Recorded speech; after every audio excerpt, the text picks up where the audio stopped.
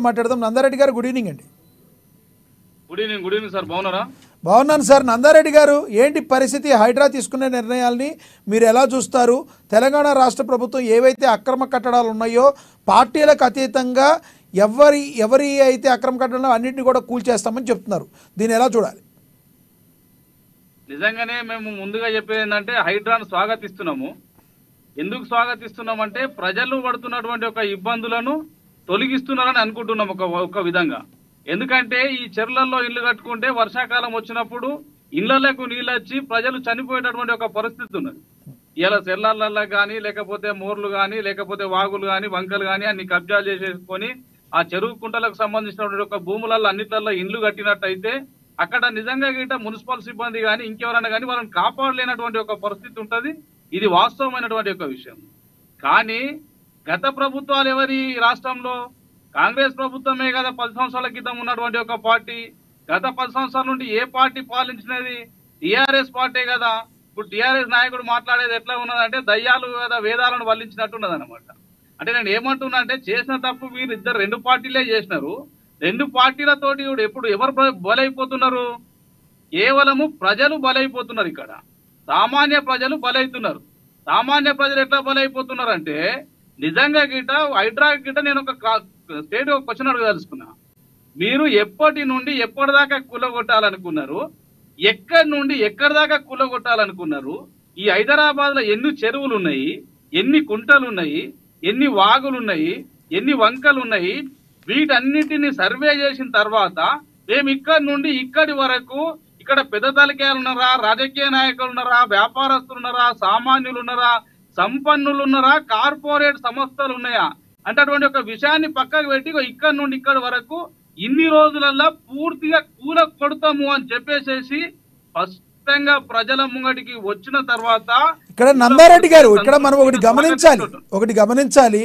ఇప్పుడు వీళ్ళు కూడా చట్టబద్ధంగానే వెళ్తున్నారు. చట్టబద్ధంగా వెళ్ళేటప్పుడు మేము ఈ మొత్తాన్ని ఇక్కడి నుంచి ఇక్కడి వరకు చేస్తామని ముందుగా చెప్పడం ద్వారా ముందుగా వెళ్ళి కోర్టుకు వెళ్ళి వాళ్ళు స్టేలు తెచ్చుకుంటూ ఉంటే ఈ పని అక్కడికి ఆగిపోద్ది కదా. ప్రజలకి మంచి చెయ్యాలి. ఒకటి నందారెడ్డి గారు, ప్రజలకి మంచి చెయ్యాలి అనుకున్నప్పుడు ముందుగా మొత్తం చెప్పి కూలగొట్టినా లేదంటే అప్పటికప్పుడు నోటీసులు ఇచ్చి కూలగొట్టినా మంచిగా జరుగుద్ది కదా. ఇప్పుడు ప్రజలకు ఒక డౌట్ ఉన్నది సార్. ఇక్కడ జాగ్రత్తగా గమనించాలి. ప్రజలకు డౌట్ ఉందా? మీ రాజకీయ నాయకులకు డౌట్ ఉందా? ప్రజలకు డౌట్ ఉన్నది. ప్రజలకు వచ్చినా నేను రేట్ చేస్తున్నా.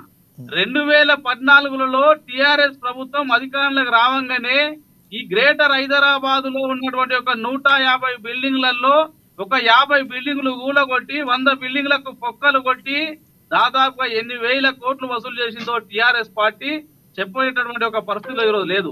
మేమేమనుకుంటున్నాం, ప్రజలు ఏమనుకుంటున్నారు అంటే ఇప్పుడు కాంగ్రెస్ పార్టీ గిట గదే చేయబోతుందేమో అనేటటువంటి ఒక డౌట్ ఉన్నది. కావున ఈ డౌట్ ను తెల్లం చేయాలి అంటే ముందుగా మీరు ఎక్కడికి ఎక్కడి వరకు కూలగొడతారు, ఎవరెవరి ప్రాపర్టీస్ కూలగొడతారు, ఒకవేళ సామాన్యులే కూలగొడతారా? నిజంగానే ఒక అపార్ట్మెంట్ కూలగొడితే ఒక్కొక్క అపార్ట్మెంట్ లో 30 నుంచి 40 ప్లాట్లు ఉంటాయి. వాళ్ళకి నిజంగా బ్యాంకర్ లోన్ ఇచ్చినాడు కదా. బ్యాంకర్ లోన్ ఏ బేసిక్ మీద ఇస్తాడు? ఆ ప్రభుత్వ అధికారి ఎంఆర్ఓ ఉన్నాడు, విఆర్ఓ ఉన్నాడు, లేకపోతే ఆర్ఐ ఉన్నాడు, లేకపోతే దానికి సంబంధించినటువంటి ఒక ఆర్డీఓ ఉన్నాడు, కలెక్టర్ ఉన్నాడు, మున్సిపల్ కమిషనర్ ఉన్నాడు, మున్సిపల్ టౌన్ ప్లానర్ ఉన్నాడు. వీళ్ళందరి పర్మిషన్లు తెచ్చుకోనే కదా, మున్సిపాలిటీ కన్వర్షన్ చేసుకున్నాకనే కదా వాళ్ళు అక్కడ పర్మిషన్ అపార్ట్మెంట్ పర్మిషన్ ఇచ్చిన తర్వాతనే కదా, జిహెచ్ఎంసీ వాళ్ళు పర్మిషన్ ఇచ్చిన తర్వాతనే కదా కట్టింది. ఇవన్నీ పర్మిషన్లు తప్ప. ఒకవేళ పర్మిషన్లు తప్ప అయితే దానికి బాధ్యులు ఎవరు? దాంట్లో గవర్నమెంట్ పాత్ర గిట్ట ఉంటది కదా. మరి గవర్నమెంట్ ఎందుకు ప్రశ్నించద్దు? మనము ఆ ప్రభుత్వ ఉద్యోగస్తులు ఎందుకు సస్పెండ్ చేయొద్దు?